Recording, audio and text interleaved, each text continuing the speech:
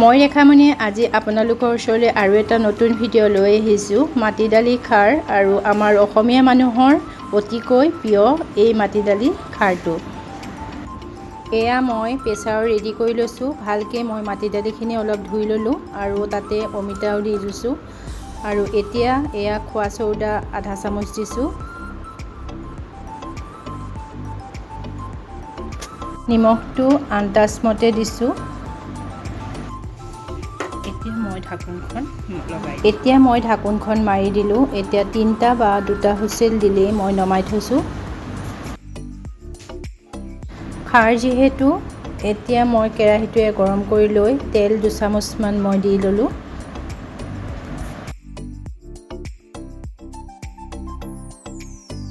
এয়া মই তেল মৰাৰ কাৰণে যোগাৰ কৰি লৈছোঁ।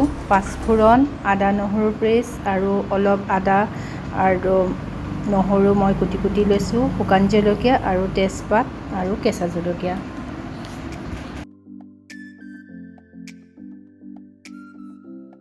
যিহেতু বহুত গৰম হৈ গ'ল, এতিয়া মই এইখিনি যোগাৰ কৰি লোৱা বস্তুখিনি মই দি দিম।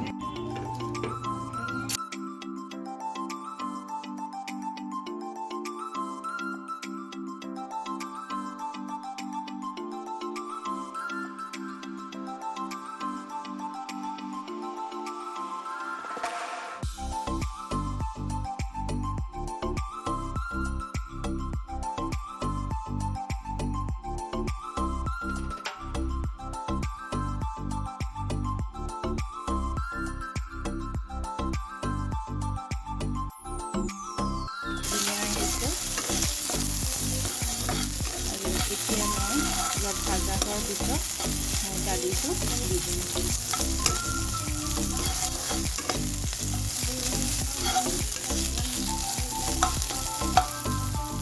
ৰঙচুৱা হ'লেই মই ঢালি দিম।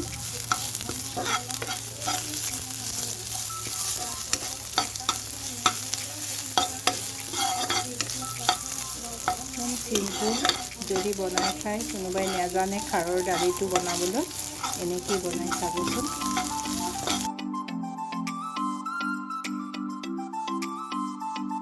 এতিয়া ভাজি হৈ গ'ল যিহেতু, এতিয়া মই দালিখিনি এয়া ঢালি দিছোঁ।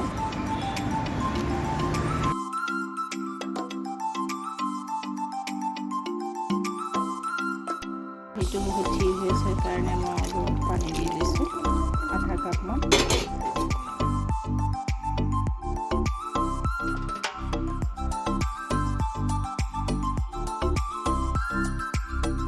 এয়া হৈ গ'ল। মই এটা পাত্ৰত ধুনীয়াকৈ ডেক'ৰেশ্যন কৰি সজাই লৈছোঁ। ভিডিঅ'টো চাই কেনে পালে মোক কমেণ্টত জনাব। ধন্যবাদ।